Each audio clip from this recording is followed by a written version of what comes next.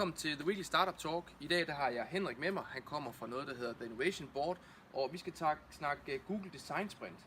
Ja. Hvad er det sådan et design sprint kan bistå en virksomhed i, en startup?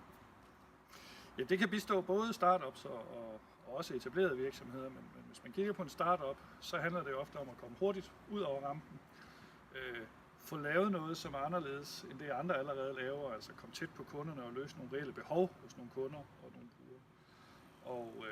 Og ved at bruge de her designdrevne og sprintorienterede metoder, så kan man på meget, meget kort tid, og uden at bruge penge, som jo også er en knap ressource i mange startups, faktisk få lavet nogle idéer og nogle prototyper, man kan få testet og valideret hos konkrete brugere meget, meget hurtigt og meget, meget billigt. Ja.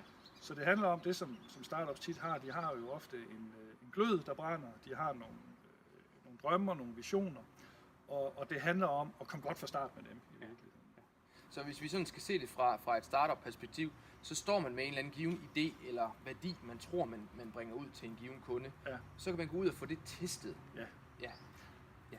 Det er i essensen det går ud på, fordi det vi kan se rigtig mange gør, når der bliver testet idéer, jamen de idéer de bliver sjældent testet på konkrete brugere og konkrete kunder, de bliver testet på familie og venner. I større virksomheder bliver de testet på den interne sådan, magtstruktur, hierarkiet, og det vi egentlig oplever, det er, at der er meget synsning og meget tro i det der, og meget lidt drevet af konkrete erfaringer. Det er også det her med at vende startups og vende mennesker og virksomheder i øvrigt til at få den mindset, og til at have fokus på kunder og brugere.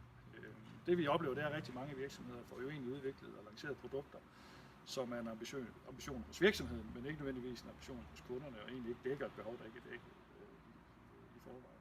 Så det er meget det der med brugerorienterede virksomheder og løse nogle af de her såkaldte jobs to be done, som stadigvæk heldigvis er at løse i mange brancher, og få gjort det på en reel måde.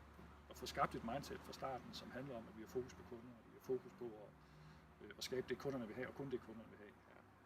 Og særligt for en startup, så giver det selvfølgelig mening ikke at bruge nye ressourcer og tid og udvikling på noget, der egentlig i sidste ende ikke bringer værdi til noget. Ja, men det er der jo desværre mange eksempler på. Det er ikke så længe siden, hvor jeg sammen med en virksomhed, hvor de havde brugt, jeg tror 18 måneder på at kode et digitalt produkt, som de nu vil ud at teste.